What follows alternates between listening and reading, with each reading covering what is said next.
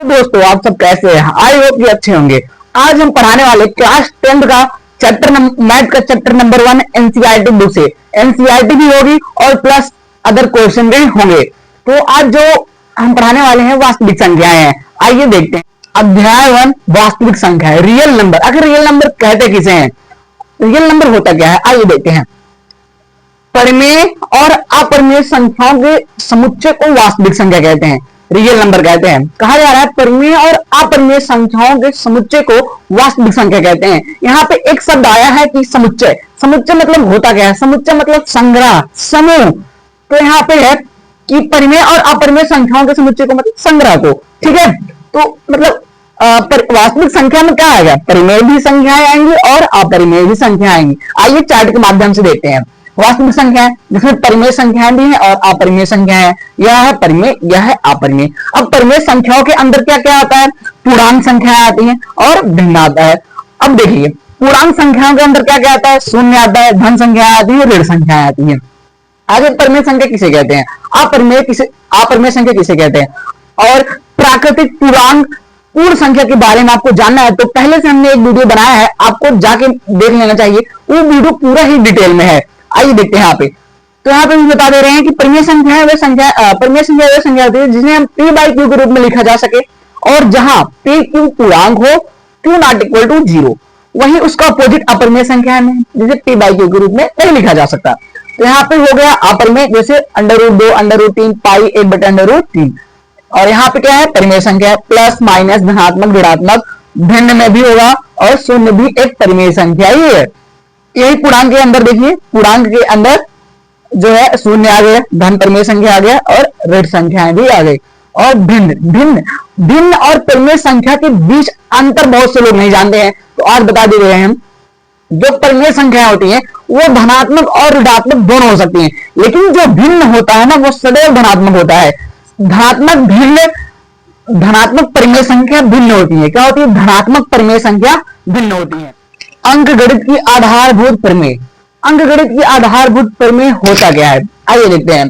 कह रहा है कि प्रत्येक भाज्य संख्या को अभाज्य संख्याओं की घातों के गुणनफल के रूप में लिखने वाली विधि अंकगणित की आधारभूत परिमेय कहलाती है। एक बार फिर से रिपीट करना चाहेंगे कि प्रत्येक भाज्य संख्या को अभाज्य संख्याओं की घातों के गुणनफल के रूप में लिखने वाली विधि अंकगणित की आधारभूत परिमेय संख्या कहलाती है। अब यहाँ पे दो शब्द आया, भाज्य संख्याएं और अभाज्य संख्याएं। अगर भाज्य संख्या किसे कहते हैं, अभाज्य संख्या किसे कहते हैं? क्या होता है? भाज्य संख्या ऐसी संख्याएं होती हैं जिनका गुणनखंड 2 या 2 से अधिक होता है, और अभाज्य संख्याएं होती हैं जिनका गुणनखंड 1 हो और स्वयं वो संख्या हो, उसे अभाज्य संख्या कहते हैं। आइए उदाहरण से समझते हैं। यहाँ पे 10 है, 32 है और 60 है। इनका हम गुणनखंड करेंगे। इन्हीं के माध्यम से अंकगणित की आधारभूत परिमेय क्या कहता है वही समझेंगे। देखिए, अगर हम 10 का गुणनखंड करना चाहें तो कैसे करेंगे? 10 का अगर गुणनखंड करें तो 10 किससे कटेगा? 2 से, तो 5 दूनी 10, फिर 5 एकम 5। कहने का मतलब 10 का गुणनखंड क्या आया? 2 गुणे 5, 2 गुणे 5। फिर अगला है 32 है। इसका गुणनखंड करेंगे तो 2 से जाएगा 16 बार, फिर 2 से जाएगा 8 बार, फिर 2 से 4 बार, फिर 2 से 2 से 2। कहने का मतलब यहाँ पे ये है 2 5 बार आया है। कहने का मतलब 2 गुणे 2 5 बार ऐसे लिख देना है हमें। फिर अगला कितना है? 60 है। अब 60 का गुणनखंड काट रहे हैं यहाँ पे। 60 का 2 से कटेगा, ठीक, तो 30 आ जाएगा यहाँ पे। फिर 2 से कटेगा 15, फिर 3 से 5, फिर 5 से कट जाएगा। कितना है? 2 गुणे 2 गुणे 3 गुणे 5, 2 गुणे 2 गुणे 3 गुणे 5। अब इनको हम कैसे लिख सकते हैं? देखिए यहाँ पे क्या है? 2 का पावर 1 है, 5 का पावर 1 है। इन दोनों के अलावा और कोई संख्या नहीं है, ठीक। इसको ऐसे हम छोड़ देंगे। यहाँ पे देखिए 1 2 3 4 5, 2 कितने बार आया है? 5 बार आया है। 2 कितने बार आया है? 5 बार आया है। और हम बेहतरीन तरीके से जानते हैं कि गुणा में बेस समान होने पर गुणा में घातें जुड़ती हैं। कहने का मतलब यह है कि 2 का पावर 1, 2 का पावर 1, 2 का पावर 1, 2 का पावर 1, 2 का पावर 1 और बेस समान है तो 1 2 3 4 5। तो यहाँ पे हम लिख सकते हैं 2 के पावर 5 और यहाँ पे लिख सकते हैं हम दो दो बार है तो 2 का पावर 2 गुड़े 3 गुड़े 5, 2 का पावर 2 गुड़े 3 गुड़े 5। यहाँ पे क्या हुआ, यहाँ पे देखिए, यहाँ पे 2 का पावर 1 है, हमने कुछ नहीं किया। यहाँ पे 5 पावर 1 है, कुछ नहीं होगा, इसको हम ऐसे ही लिख लेंगे। फिर इसको देखिए 2 कितने बार आया, 5 बार आया, तो हमने यहाँ पे 2 का पावर 5 कर दिया। फिर यहाँ पे देखिए 2 बार आया तो 2 का पावर 2 हो गया, 3 एक बार है, 5 एक बार है, ऐसे लिख दिया। कहने का मतलब ये हुआ कि हमने इन सबका गुणनखंड काटा और 2 का जितना घात हो सकता था हमने उतना घात चढ़ाया। यहाँ पे 2 का घात 1 है, 2 का पावर 1 ही रहेगा। यहाँ पे 5 पावर 1 है, 5 पावर 1 ही। अगर यहाँ पे 1 2 और 1 5 और आ जाता तो यहाँ पे 2 का पावर 2 5 पावर 2 हो जाता, लेकिन यहाँ पे नहीं है तो यहाँ पे ऐसे लिख देंगे। यहाँ पे आया है ना, 2 5 बार आया तो 2 का पावर 5 हो गया। यहाँ पे 2 बार आया तो 2 का पावर 2, 3 एक ही बार है, 5 एक ही बार है, तो 3 गुणे 5।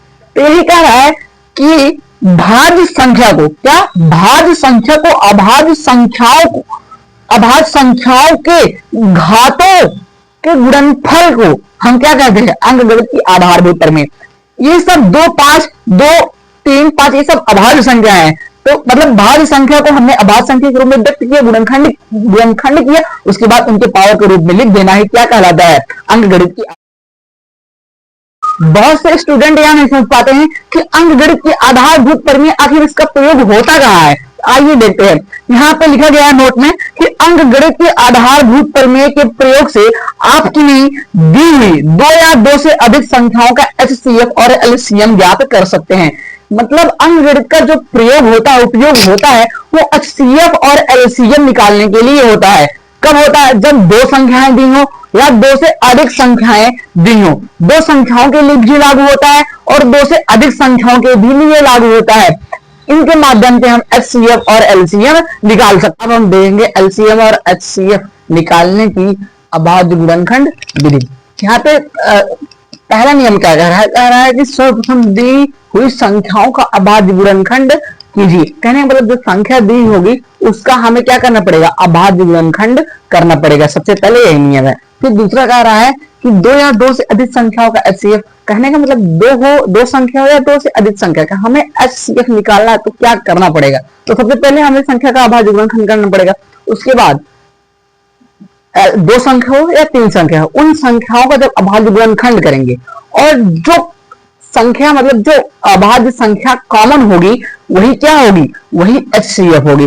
कॉमन मतलब जो पहली संख्या में भी रहे, दूसरी संख्या में भी रहे और तीसरी संख्या में भी रहे। मतलब अगर 2 संख्या है तो दोनों संख्या में कॉमन होना चाहिए, 3 संख्या तो 3 संख्या में भी कॉमन होना चाहिए। वही जो कॉमन संख्या होगी ना वही क्या होगा, HCF होगा। फिर यहाँ पे देखिए कह रहा है 2 या 2 से अधिक संख्याओं का LCM बराबर संख्याओं में प्रत्येक अभाज्य गुणनखंड की सबसे बड़ी घात का गुणनफल। और जो अब LCM निकालना है ना, अगर 2 संख्या दी है 2 से अधिक संख्या दी हो, ठीक, इसमें क्या करना पड़ेगा कि जब हम संख्या का अभाज्य गुणनखंड करेंगे, अभाज्य गुणनखंड करेंगे और उस संख्या में जिस अभाज्य संख्या का सबसे बड़ी घात रहेगी ना वही लिया जाएगा। सबसे बड़ी घात को इसमें लिया जाता है और इसमें सबसे छोटी घात को, HCF में सबसे छोटी घात को और LCM में सबसे बड़ी घात को। और LCM में कॉमन होना चाहिए सबसे छोटी घात और कॉमन, LCM में सबसे बड़ी घात, चाहे वो कॉमन हो चाहे ना हो। ठीक, अब कह रहा है किन्हीं 2 धनात्मक पूर्णांक A और B के लिए। करेंगे अगर आपको 2 संख्या दिया गया हो और उसका HCF LCM निकालना हो तो उसके लिए कुछ यहाँ पे क्या दिया गया है, फार्मूला दिया गया है। आइए देखते हैं। कह रहा पहली संख्या गुणे दूसरी संख्या बराबर HCF गुणे LCM, संख्याओं का LCM और HCF इनटू में है दोनों। फिर कह रहा है अगर हमें LCM दिया गया हो, दोनों संख्या पता हो, तो HCF निकालना हो उसके लिए क्या होता है, HCF बराबर होगा A इंटू पहली संख्या गुणे दूसरी संख्या बटे LCM, दोनों संख्याओं का। फिर LCM निकालना हो तो A गुणे B बराबर बटे में HCF। इन्हीं संख्याओं को देखो पक्षांतर कर दिया गया है। अगर HCF निकालना हो तो हमने LCM को पक्षांतर कर दिया, यार गुणे में यार भाग आया। अगर हमें LCM निकालना हो तो हम HCF को पक्षांतर कर देंगे, या A बटे में आ जाएगा। ठीक, आइए इसको हम एग्जाम्पल से समझते हैं। आइए देखते हैं उदाहरण नंबर 1 हमारा कह रहा है। उदाहरण नंबर 1 कह रहा है कि 40 60 45 का HCF और LCM ज्ञात कीजिए। फिर उदाहरण नंबर 2 कह रहा है कि A बराबर 6 है, B बराबर 20 है, LCM 60 है, तो HCF ज्ञात कीजिए। तो यहाँ पे हम पहला उदाहरण देखेंगे। उदाहरण नंबर क्या है, यहाँ पे हम एक लाइन बना ले रहे हैं, यहाँ पे होगा उदाहरण नंबर 1, यहाँ पे होगा उदाहरण नंबर 2। ठीक, यहाँ पे देखिए संख्या दिया गया है, संख्या क्या दिया गया है, 40 दिया गया है, 60 दिया गया है, 47 दिया है। इन सबका हमें क्या ज्ञात करना है, इन सबका हमें HCF और LCM ज्ञात करना है। देखिए 40 का गुणनखंड यहाँ पे कर ले रहे हैं, हम यहाँ पे कर ले रहे हैं, अभी मिटा देंगे इसे। ठीक, 40 का जो गुणनखंड कैसे होगा, ऐसे होगा, कितने बार जाएगा, 20 बार, फिर 10, फिर 5, फिर 1 बार ना। तो देखिए 40 का हमने गुणनखंड काटा क्या है, 2 गुणे 2 गुणे 2 गुणे 5। फिर 60 का काट ले रहे हैं, पे 60 का आएगा 30, 15, 5, सॉरी 5 कम 5, यहाँ पे 60 का आया 2 गुणे 2 गुणे 3 गुणे 5। फिर 45 का आ जाएगा हमारा 3 गुणे 3 गुणे 5, 9 बचे 45। देखिए इसको हम घातों के रूप में लिखेंगे, कैसे लिखेंगे, यहाँ पे 1 2 3, 2 कितने बार है 3, तो 2 का पावर 3 गुणे 5 कितने बार है 1 लिख देंगे। फिर यहाँ पे 2 कितने बार है 2 बार है, गुणे 3 कितने बार है 1, 5 कितने बार है 1, बराबर है बराबर। फिर यहाँ पे क्या है कि 3 कितने बार है, 3 जो है 2 बार है, गुणे और 5 कितने बार है 1 बार है। तो हमें सबसे पहले निकालना है HCF, क्या निकालना है HCF। तो HCF बराबर, HCF बराबर क्या होगा, हमने अंकगणित के क्या नाम है उसका, जो हमने गुणनखंड विधि देखा उसमें क्या था, HCF निकालने के लिए संख्याओं का जो अभाज्य गुणनखंड होता था उसके सबसे छोटी घात को, जो सब में हो और सबसे छोटी घात को, यहाँ पे सबसे पहले देखा जाएगा HCF निकालने के लिए ऐसी कौन सी संख्या है जो इसमें भी हो, इसमें भी हो, इसमें, मतलब पहले दूसरे तीसरे में भी हो। तो अगर देखा जाए सबसे पहले दो किसमें है, 2 में है लेकिन तीसरे में नहीं है। 3 देखा जाए तो 3 दूसरे और तीसरे में है लेकिन पहले में नहीं है। लेकिन अगर 5 को देखा जाए, 5 पहले में भी है, दूसरे में भी है और तीसरे में भी है। तो जब जो संख्या समी में हो और उसकी सबसे छोटी घात, अब देखा जाएगा कि 5 का पावर कितना है, 5 पावर 1 है, 2 है, सबसे छोटी घात देखा जाएगा। यहाँ पे 5 का पावर 1 है, यहाँ पे भी 1 है, यहाँ पे भी 1 है। कहने का मतलब सबसे छोटी घात क्या है, 5 का पावर 1 यानी 5। तो हमारा जो HCF होगा वो क्या होगा, वो 5 होगा। फिर निकालेंगे LCM। LCM के लिए संख्या की सबसे बड़ी घात, जो अभाज्य गुणनखंड है, अभाज्य संख्या है, उसकी सबसे बड़ी घात। यहाँ पे देखा जाए 2 की सबसे बड़ी घात क्या है, 2 की सबसे बड़ी घात 3 है, तो 2 की सबसे बड़ी घात यहाँ पे लिखेंगे, 2 की सबसे बड़ी घात 3। फिर गुणा में करना है, उसके बाद 3 पे आ जाना है। 3 की सबसे बड़ी घात क्या है, 3 की सबसे बड़ी घात 2 है, तो 3 की सबसे बड़ी घात 2। फिर 5 आ जाना है, 5 की सबसे बड़ी घात 1 है, तो यहाँ पे लिख देंगे 5। इसका गुणा करेंगे, 3 का पावर 8 मतलब 2 का पावर 3 मतलब 8 हो जाएगा, गुणे गुणे 3 का पावर 2 मतलब 9 हो जाएगा, फिर गुणे 5, ये हमारा कितना आ जाएगा 8 पंच 40।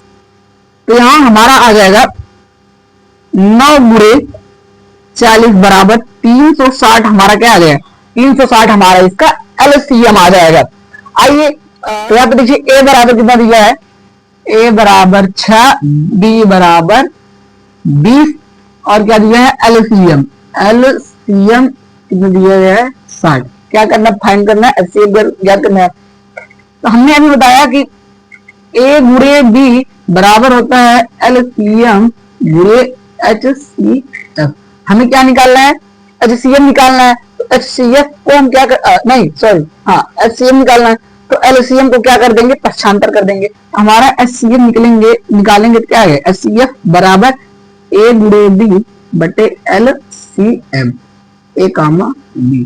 ठीक, तो हो जाएगा हमारा HCF A comma B। A कितना दिया गया है, A दिया गया है 6 गुणे B कितना दिया गया है 20 बटे एलसीएम कितना दिया गया है 60/60। अब काट देंगे, देखिए 0 0 कट गया, 6 कम 6 कट गया। एचसीएफ जो हमारा आ गया पहली दूसरी संख्या का क्या आ गया हमारा, एचसीएफ आ गया 2। ये हमारा क्या आ गया, एचसीएफ आ गया। अब देखिए गुणनखंड वृक्ष से गुणनखंड वृक्ष विधि से हमें गुणनखंड करना है। तो देखिए 32,560 को गुणनखंड वृक्ष विधि से हमें क्या करना है, गुणनखंड करना है। गुणनखंड वृक्ष विधि होता क्या है, आइए इसके माध्यम से हम समझते हैं। जैसे ये संख्या दिया गया है, इसको हमें, ये पहले किससे डिवाइड होगा, पहले 2 से डिवाइड होगा। अच्छा हमें कैसे पता चला कि ये 2 से डिवाइड होगा, देखिए जब संख्या का इकाई अंक 0 2 4 6 8 मतलब सम संख्या हो, जब संख्या का इकाई अंक सम संख्या हो क्या होगा, 2 से विभाजित होगा, 2 से विभाजित होगा। तो पहले 2 से विभाजित होगा, यहाँ पे 2 लिखेंगे, कितने बार जाएगा, 2 1 2 2 6 12 2 3 6 2 8 16 0 ना।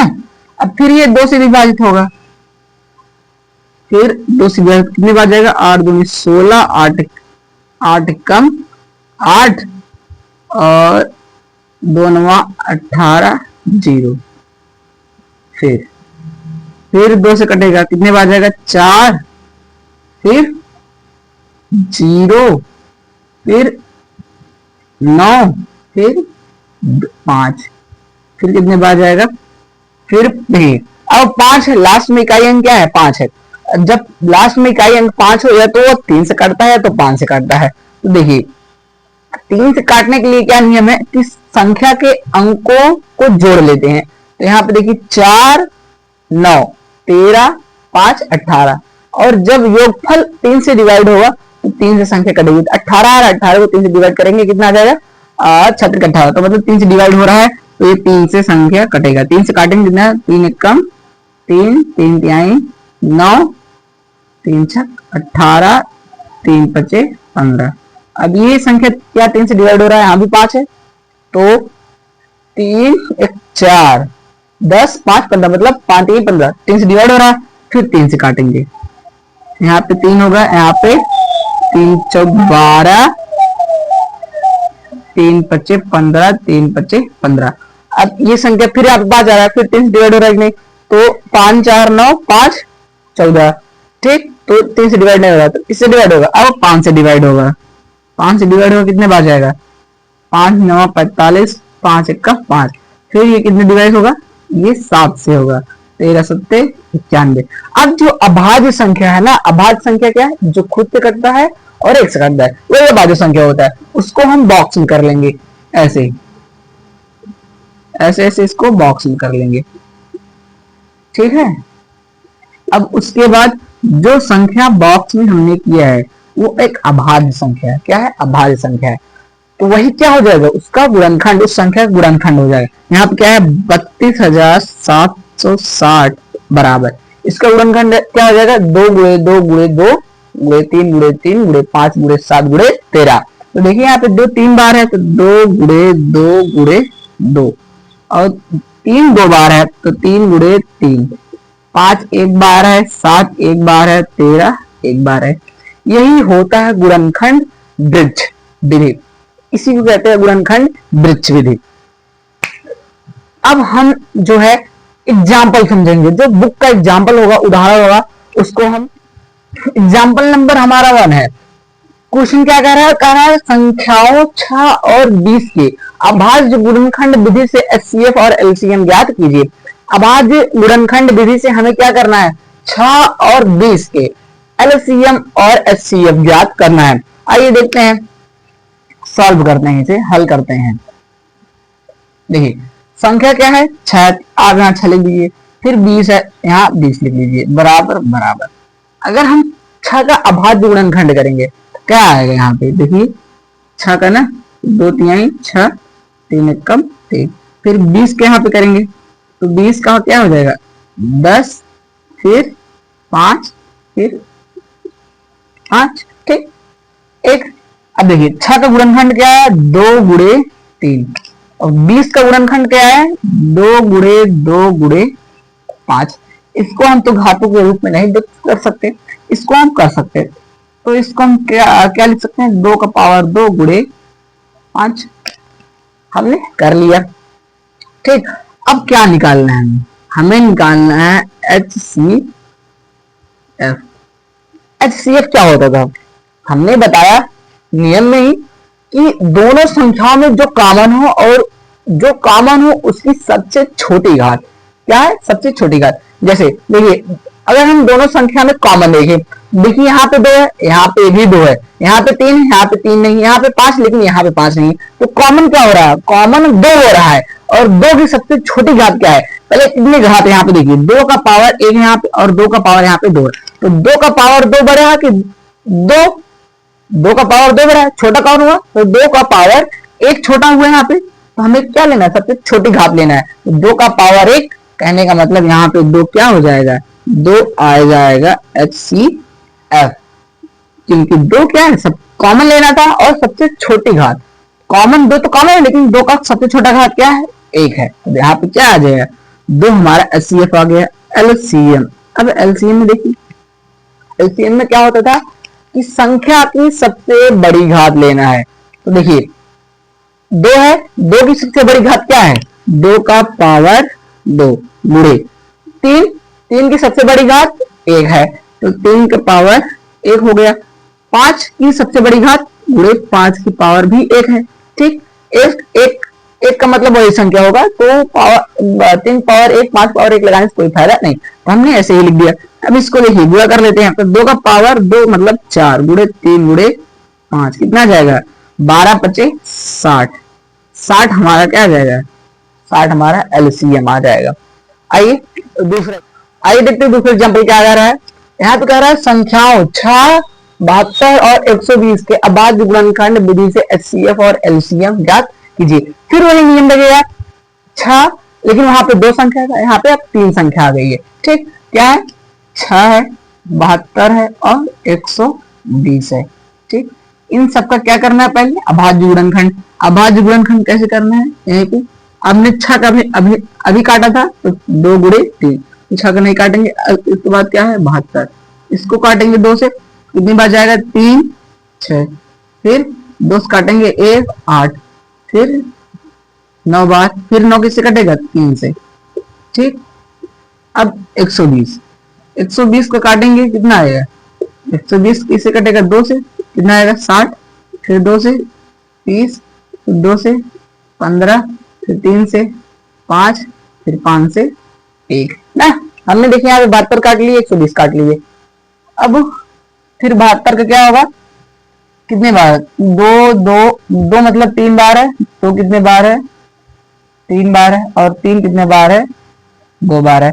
तो 120 में देखिए 2 2 बार है, और 1 बार 3 1 बार 5, 2 गुणे 2 गुणे 2, 2 3 बार हुआ, फिर 3 1 बार 5 1 बार। अब इसको हमें क्या करना है, घातों के रूप में लिखना है।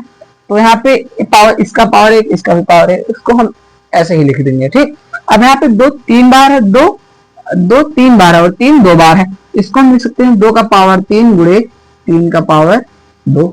इसको हमने घातों के रूप में व्यक्त कर दिया। अब 120 को देखिए, 2 3 बार है, ठीक, 2 कितनी बार है, 3 3 1 बार है, 5 भी क्या है, 1 बार है, 5 भी क्या है, 1 बार है। अब देखिए हमने संख्या का अभाज्य, नियम क्या था पहले, संख्या का अभाज्य गुणनखंड करना है, हमने संख्या का अभाज्य गुणनखंड कर लिया। ठीक, अब उसके बाद अगर उसके बाद हमें घातों के रूप में व्यक्त करना है। ठीक, घातों के रूप में व्यक्त कर दिए। उसके बाद अगर HCF निकालना है तो सबसे छोटी घात लेंगे, और वो संख्या क्या होनी चाहिए, कॉमन होना चाहिए, मतलब तीनों संख्याओं में होना चाहिए। और LCM निकालना है तो क्या, संख्या की सबसे बड़ी घात लेना है। ठीक, आइए निकालते हैं HCF ना। HCF क्या लेना है, पहले हेरी जो अभाज्य गुणनखंड सब में हो, कॉमन हो। क्या कॉमन है बताइए, क्या कॉमन है, यहाँ पे देखिए 2 गुणे 3 ना, 2 गुणे 3 मतलब 2 यहाँ पे है, 3 भी है।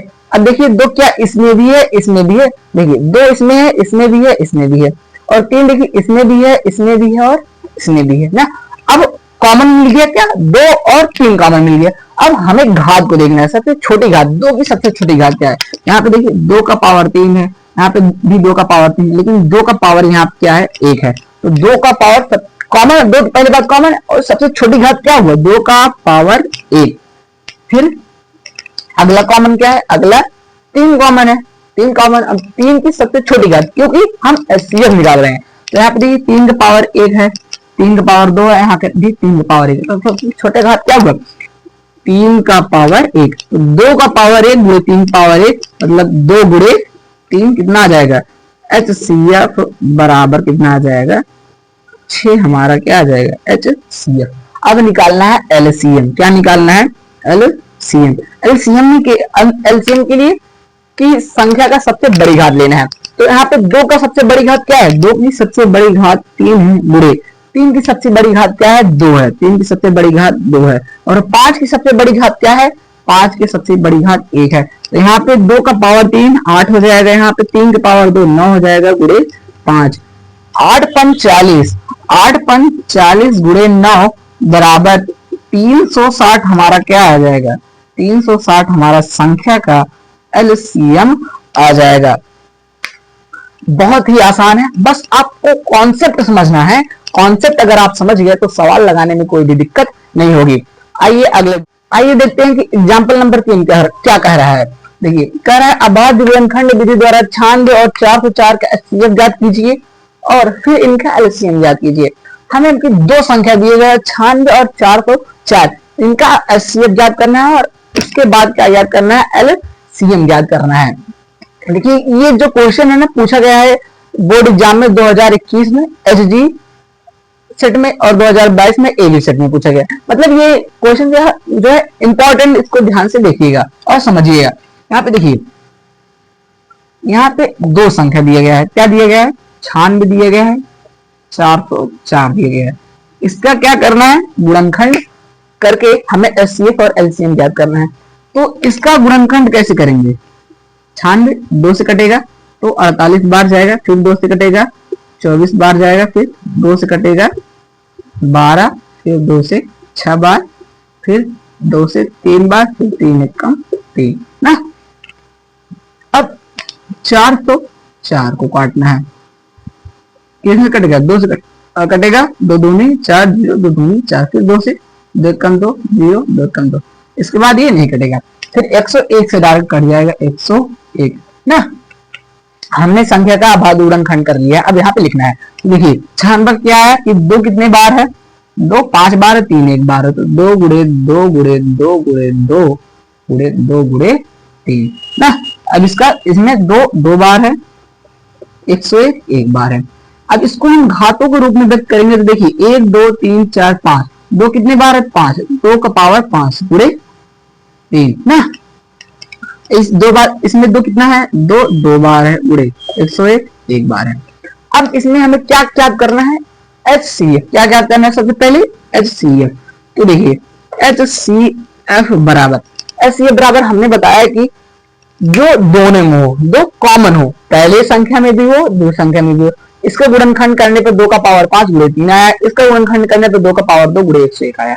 अब एचसीएफ में क्या करना है, जो कॉमन हो और उसकी सबसे छोटी घात लेना है। देखिए 2 इसमें भी है, 2 इसमें भी है, 3 इसमें है लेकिन इसमें नहीं, 101 इसमें है लेकिन पहले वाले में नहीं है। तो ना तो हम 3 लेंगे ना तो 101 लेंगे, क्या लेंगे, 2 लेंगे। 2 क्यों लेंगे, क्योंकि कॉमन है। अब जब कॉमन हो गया तो उसका सबसे छोटी घात लेना है, क्या लेना, सबसे छोटी घात। यहाँ पे देखिए 2 का पावर 5 है, यहाँ पे 2 का पावर 2 है, तो इसमें 5 और 2 में कौन छोटा हुआ, 2 छोटा हुआ, मतलब 2 का पावर 2 लेना है। तो ये क्या आ जाएगा हमारा, 2 का पावर 2, इसका पावर करेंगे तो क्या आ जाएगा 4, यही 4 क्या है 4, यही क्या है एचसीएफ निकल के हमारा आ गया। ये हमारा एचसीएफ आ गया। अब क्या निकालना है, अब एलसीएम निकालना है। यहाँ पे देखिए 2 संख्या दी हुई है और हमने एचसीएफ भी निकाल लिया। अब हम फार्मूला यूज करेंगे, जो हमने फार्मूला बताया, ए गुणे बी, मतलब पहली संख्या गुणे दूसरी संख्या। यहाँ पे देखिए फार्मूला क्या था, पहली संख्या गुणे दूसरी संख्या बराबर पहली संख्या के एचसीएफ गुणे दूसरी संख्या, पहली संख्या दूसरी संख्या एचसीएफ गुणे पहली संख्या दूसरी संख्या का एलसीएम ना। अब हमें एचसीएफ दिया गया है, एलसीएम निकालना है। एलसीएम जब निकालना है तो एलसीएम इक्वल कर लेंगे और एचसीएफ को क्या कर देंगे, पक्षांतर, यार गुणा में आ जाएगा भाग में ना। अब एलसीएम बराबर ए कितना है 96 गुणे बी कितना है 4, तो 4। एचसीएफ हमने कितना निकाला, एचसीएफ हमने निकाला 4, तो यहाँ पे 4 रख देंगे। अब भाग दे देंगे तो 4 एक कम 4, 2 4 एक कम 4, तो एलसीएम बराबर का आ जाएगा 96 गुणे 101। तो एलसीएम बराबर हमारा आ जाएगा 96, 9696। ये हमारा क्या आ गया, ये हमारा एलसीएम आ गया। आइए एग्जाम्पल नंबर चौथा देखते हैं। नेक्स्ट एग्जाम्पल देखते हैं, उदाहरण नंबर 4। देखिए उदाहरण नंबर 4 क्या कह रहा है, संख्याओं 4 पावर n अंक पर विचार कीजिए जहां n एक प्राकृतिक संख्या है। जांच कीजिए कि क्या n का कोई ऐसा मान है जिसके लिए 4 पावर n अंक शून्य पर समाप्त होता है। कहने का मतलब यह है कि ये क्वेश्चन जो कह रहा है ना, जो 4 पावर n है ना, वो क्या शून्य पर समाप्त होगा, जबकि जो n है एक प्राकृतिक संख्या है। प्राकृतिक संख्या मतलब एक तो संख्या शुरू होती है अनंत तक जाती है, ठीक है। तो देखिए इसका उत्तर कैसे लिखा जाएगा, इसमें से थ्योरी है तो ज्यादा कुछ नहीं है। देखिए कोई भी संख्या शून्य पर तब समाप्त होती है जब उसका अभाज्य गुणनखंड 2 गुणे 5 पावर n के रूप का होता है। क्या होता है, 2 गुणे 5 पावर n के रूप का होता है। अगर 4 पावर n का अभाज्य गुणनखंड 2 गुणे 5 पावर n के रूप का होगा तो ये क्या होगा, शून्य पर समाप्त होगा। अगर नहीं होगा तो शून्य पर समाप्त नहीं होगा। आइए देखते हैं। देखिए अगर इसका हम अभाज्य गुणनखंड करेंगे तो 4 पावर n ना, अभाज्य गुणनखंड 2 गुणे 2 पूरे के पावर n, या हम कह सकते हैं 2 का पावर 2 पूरे पावर 2n, 2 का पावर 2n। देखिए इसका जो अभाज्य गुणनखंड आया किसके रूप का आया, 2 का पावर 2n के रूप में आया। कहने का मतलब जो हमें शून्य पर समाप्त होने के लिए क्या चाहिए, 2 गुणे 5 का पावर 2 गुणे 5 का पूरे पावर n, 2 गुणे 5 पावर n के रूप का होना चाहिए। लेकिन यहाँ पे 5 नहीं है, 5 की कमी है। तो कहने का मतलब ये शून्य पर समाप्त नहीं होगा, और शून्य पर समाप्त होने के लिए 2 गुणे 5 पावर n के रूप का होना चाहिए, जो कि नहीं है। बताइए क्या है, शून्य पर समाप्त नहीं होगा। यहाँ पे लिखना किसी n के लिए 4 पावर n अंक शून्य पर समाप्त होगा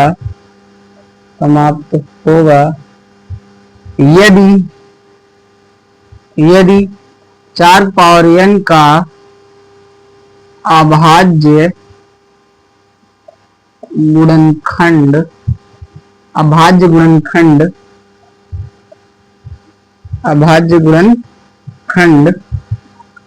2 गुणे 5 पावर n के रूप का होगा, परंतु 4 पावर n का अभाज्य गुणनखंड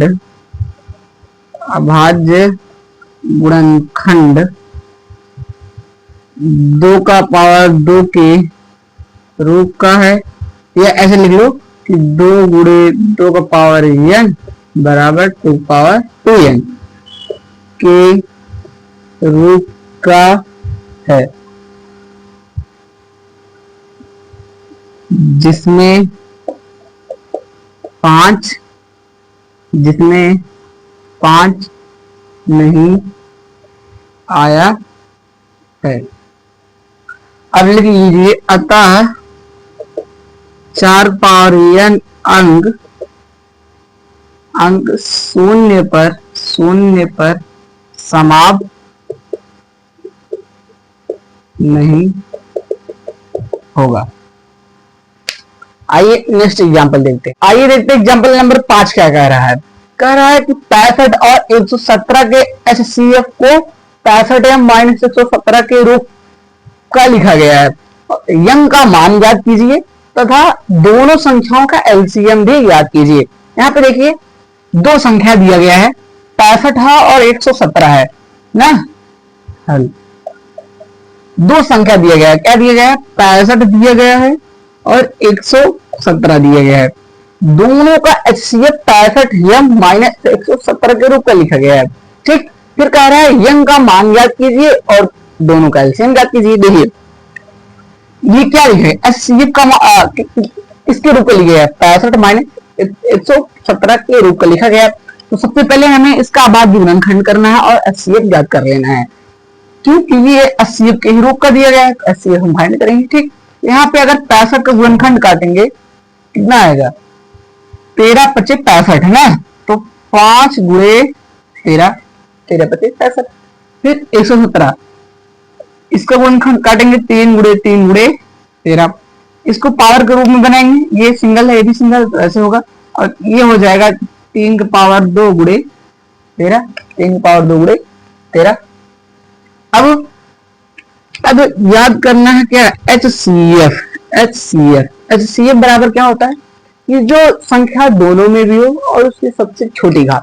देखिए यहाँ पे 5 है, यहाँ पे 5 नहीं है, यहाँ पे 3 है, यहाँ पे 3 नहीं है, तो यहाँ पे 13 है, यहाँ पे भी 13 है, दोनों कॉमन क्या है 13 है, 13 की सबसे छोटी पावर क्या है तो 1 है। कहने का मतलब HCF हमारा क्या हो जाएगा, HCF हमारा क्या हो जाएगा 13 हो जाएगा। ठीक, अब देखिए HCF को किसके रूप में लिखा गया, 65 या -117, मतलब यहाँ पे HCF बराबर क्या दिया है, HCF बराबर यहाँ पे लिख दे रहे हैं, HCF बराबर दिया गया है 65m - 117, क्या दिया गया है 65m - 117। कहने का मतलब HCF कितना दिया है 65m - 117, तो यहाँ पे HCF के स्थान पे क्या हो जाएगा 65m - 117 बराबर क्या है, बराबर 13, तो बराबर हमने 13 लगा दिया।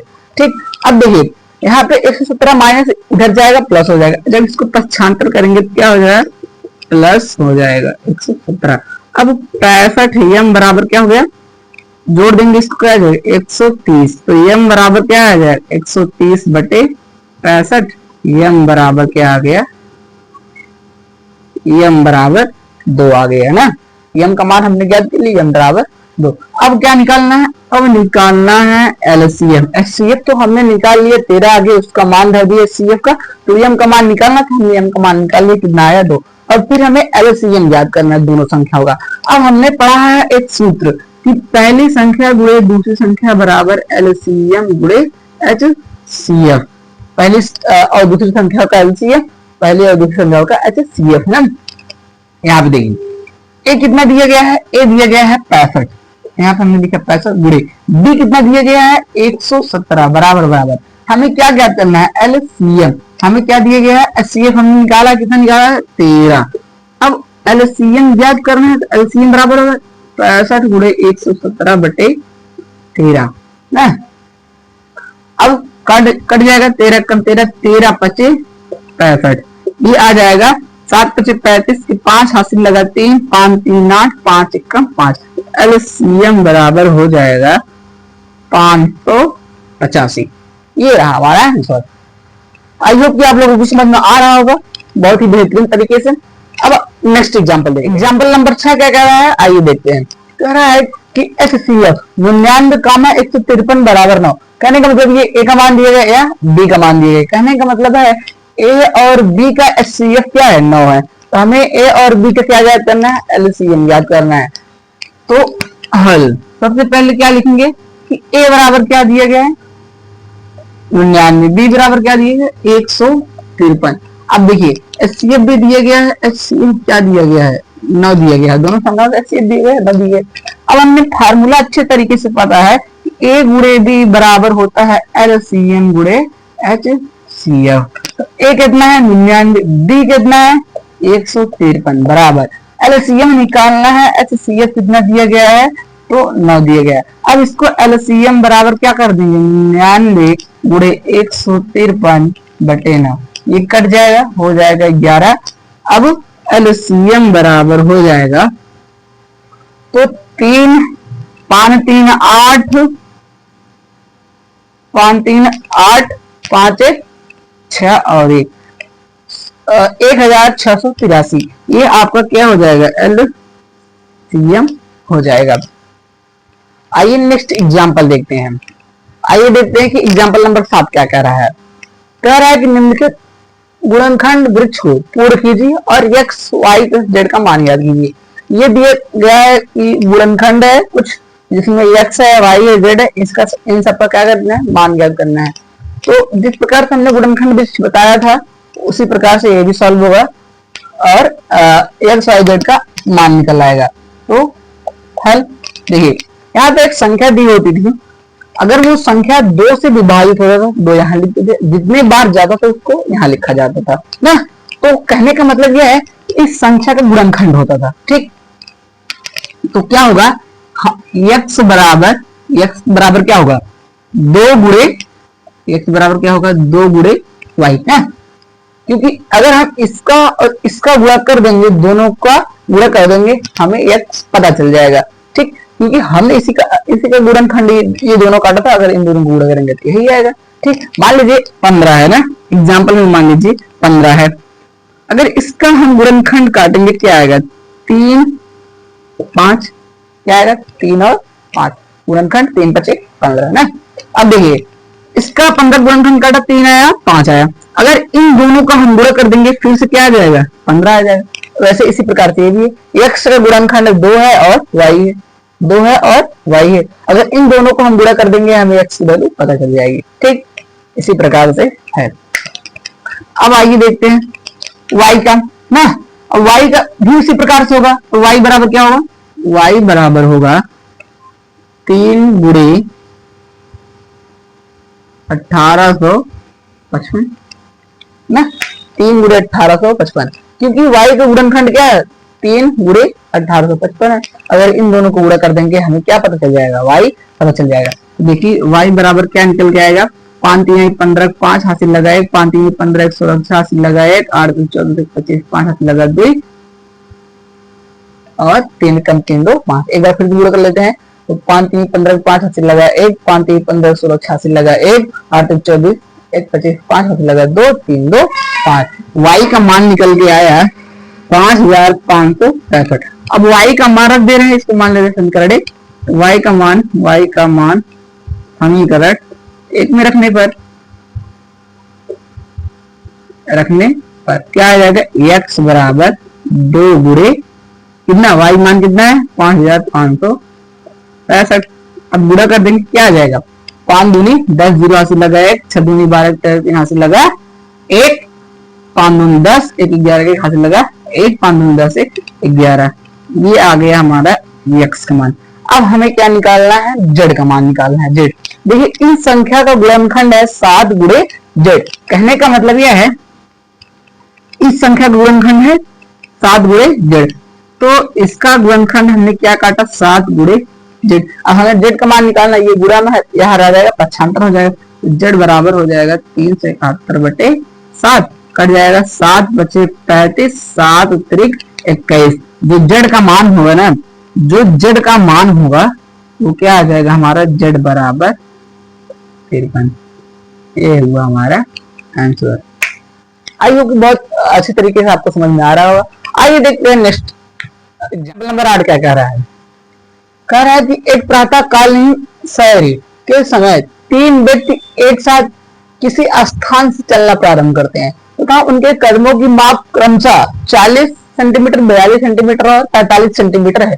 इनमें से प्रत्येक जितनी न्यूनतम दूरी चले कि वह इस दूरी को पूर्ण कदमों में तय करे। न्यूनतम क्या है, कहा है यहाँ पे, देखिए कितनी न्यूनतम दूरी चली ना, एक ये पॉइंट हो गया और ये 40 सेंटीमीटर 42 सेंटीमीटर और 45 सेंटीमीटर। ठीक, आइए देखते हैं कि इसे कैसे हल दिया जाता है।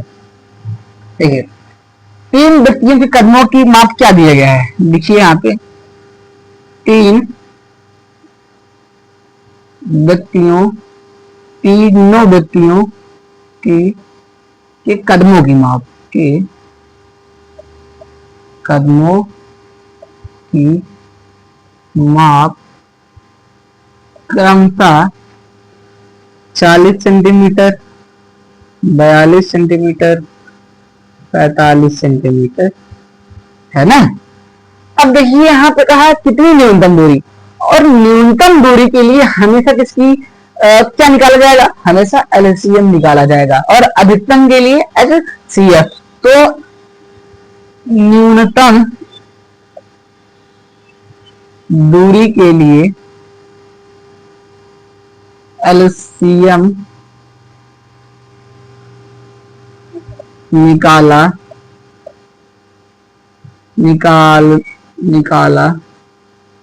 जाता है कि न्यूनतम दूरी के लिए एलसीएम निकाला जाता है, सदैव एलसीएम निकाला जाता है, ऐसे भी लिख सकते हैं आप। देखिए तो संख्या क्या है, संख्या है 40 है, 42 है और क्या है 45 है, 42 40 और 45। इन सबका हमें क्या काट लेना है, गुणनखंड काट लेना है। तो गुणनखंड काट लेना है, तो 40 का गुणनखंड क्या होगा, तो 2 गुणे 2 गुणे 2 गुणे 5, 8 5 40। ठीक, 42 गुणनखंड क्या होगा, 7 6 42 या 6 7 42, तो 2 गुणे 3 गुणे 7 ना। 45 क्या होगा, 9 5 45, तो 3 गुणे 3 गुणे 5। इसको पावर के रूप में अगर लिखेंगे तो 2 का पावर 3 गुणे 5। इसे पावर के रूप में नहीं होगा, ये सब एक अकेले के लिए है। उसके बाद ये 2 3 2 बार है और एक 5 बार है। हमें क्या ज्ञात करना है, एलसीएम। और एलसीएम के लिए हमेशा संख्या की सबसे बड़ी घात ना, प्रत्येक संख्या की बड़ी घात। तो ये 2 है, 3 है, 5 है और 7 है, तो 2 का सबसे बड़ी घात क्या है, 2 का पावर 3 गुणे 3 की सबसे बड़ी घात क्या है, 3 का पावर 2 गुणे 5 की पावर 1 है, 7 की पावर भी 1 है, तो 5 गुणे 7। तो अब यहाँ पे गुणा करेंगे तो 8 गुणे 9 गुणे ये हो जाएगा 7 5 35, या ऐसे ही लिख ले रहे हैं, अभी लिख देंगे। यहाँ पे देखिए 8 5 40, 40 गुणे 9 गुणे इतना, तो 9 चौक 36, तो 360 गुणे 7, ये कितना आ जाएगा हमारा, 7 6 42, 7 6 42 ऐसे लगा 4, 7 3 21, 21 4 25, 2520 क्या आ जाएगा हमारा एलसीएम। कहने का मतलब यह है इतना मिनट इनको क्या लगेगा, इतना क्या है इनका, इनकी दूरी है, ठीक है, क्या है, ये दूरी है, ठीक, यही दूरी है जो इनको क्या लगेगा, कदमों में कोण तय करेगी। ठीक, आइए नेक्स्ट एग्जांपल लेते हैं। देखो हमारा क्या कह रहा है, ये देखते हैं। कह रहा है कि व्याख्या कीजिए क्यों 7 गुणे 5 गुणे 11 गुणे 3 गुणे 2 प्लस 2 गुणे 11 एक भाज्य संख्या है। और ये भाई इंपॉर्टेंट चीज है, क्योंकि इंपॉर्टेंट क्वेश्चन, क्योंकि यूटी 2019 बीए सेट में क्वेश्चन पूछा गया है। देखिए भाज्य संख्या किसे कहते हैं, अभाज्य संख्या किसे कहते हैं, उसका वीडियो हमने प्रॉपर बनाया हुआ है, आप जाके देख सकते हैं और बहुत ही डिटेल में है। आइए देखते हैं भाज्य संख्या क्या होता है। भाज्य संख्या वो संख्या होती है जिनका 2 या 2 से अधिक गुणनखंड होता है, और अभाज्य संख्या वे संख्या होती है जिनका केवल एक और खुद का गुणनखंड होता है। देखिए यहाँ पे कह रहा है कि ये संख्या भाज्य क्यों है, क्यों भाज्य है। अच्छा, कोई भी संख्या भाज्य कब होगी, जब उसका गुणनखंड 2 होगा या 2 से अधिक गुणनखंड अधिक हुआ, क्या होगी, भाज्य संख्या होगी।